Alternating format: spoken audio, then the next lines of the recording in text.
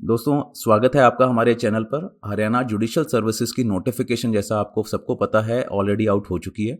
Form fill किए जा चुके हैं और ऐसा माना जाता है कि अप्रैल 2021 के आसपास, मिड ऑफ अप्रैल 2021 में प्रीलिम्स का एग्जाम भी कंडक्ट किया जाएगा।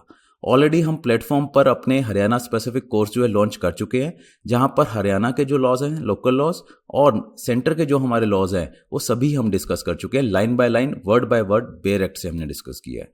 साथ ही लैंग्वेज इंग्लिश और हिंदी भी वहां पर आपको मिलेगी। GK national level, international level और जो हरियाणा स्पेसिफिक है, स्टैटिक भी और करंट भी, सभी की सभी चीजें हमने प्लेटफॉर्म पर आपको एक बहुत ही रीजनेबल फी पे प्रोवाइड की है।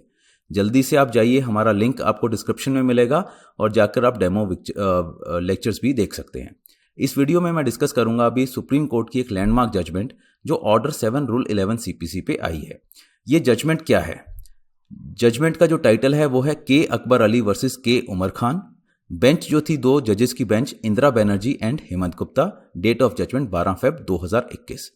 इस जजमेंट में सुप्रीम कोर्ट ने ऑर्डर 7 रूल 11 सीपीसी की बात की और बोला, court has inherent power to see that frivolous और vexatious litigations are not allowed to consume its time. कि अगर कहीं पर फ्रिवलस लिटिगेशन है तो कोर्ट को वहीं पर उसको डिसमिस कर देना चाहिए, उसको कैरी फॉरवर्ड नहीं करना चाहिए, बिकॉज कोर्ट का प्रीशियस टाइम वहां पर वेस्ट होता है।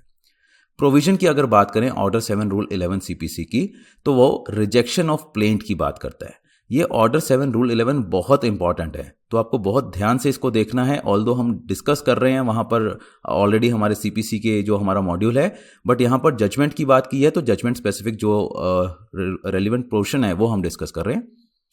ये बोलता है the plaint shall be rejected in the following cases. अगर वो कॉज ऑफ एक्शन डिस्क्लोज नहीं कर रहा तो प्लेंट को रिजेक्ट करना है, या फिर जो रिलीफ क्लेम है वो अंडर वैल्यूड है तो भी कोर्ट जो है उसको रिजेक्ट कर सकती है। अगर जो वो वैल्यूएशन है प्लेंटिफ जो है उसको करेक्ट नहीं करता है, या इनसफिशिएंटली स्टैम्प्ड है तो भी कोर्ट उसको रिजेक्ट कर सकती है, या फिर वो जो सूट है वो पूरे का पूरा बार्ड है, मींस कोई लॉ ऐसा है जिसके अकॉर्डिंग वो सूट फाइल ही नहीं हो सकता, तो भी कोर्ट को वो सूट जो है डिसमिस करना चाहिए। अगर वहां पर डुप्लीकेट में जो उनकी फाइल्स वगैरह है या प्लेंट की कॉपीज है वो नहीं फाइल की गई है तो भी कोर्ट उसको डिसमिस कर सकता है। या फिर अगर प्लेंटिफ जो है रूल 9 के प्रोविजंस को कंप्लायंस में नहीं लेके आता तो भी कोर्ट के पास पावर है उसको डिसमिस करने की। तो इस जजमेंट में कोर्ट ने क्या ऑब्जर्व किया? उसने बोला कि while considering an application under order 7 rule 11, the question before the court is whether the plaint discloses any cause of action और whether the suit is barred by any law.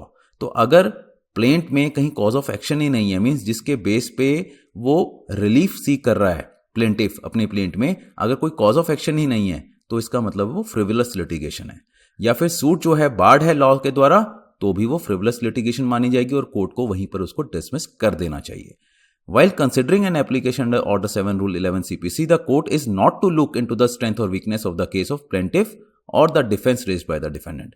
Means court को कहीं पर भी ये नहीं देखना कि strength कितनी है केस में या केस कितना वीक है प्लेंटिफ का या फिर जो डिफेंस है रिस्पोंडेंट का, डिफेंडेंट का, उसको नहीं देखना। सिर्फ ये देखना है कि ऑर्डर 7 रूल 11 के अकॉर्डिंग चीजें हैं या नहीं।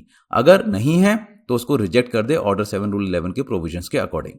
मैं आपसे यहां पर एक क्वेश्चन पूछता हूं छोटा सा, कि अगर ऑर्डर 7 रूल 11 में कोई प्लेंट डिसमिस हो जाती है तो क्या वो प्लेंटिफ फिर से फ्रेश प्लेंट उसी कॉज ऑफ एक्शन पे फाइल कर सकता है या नहीं?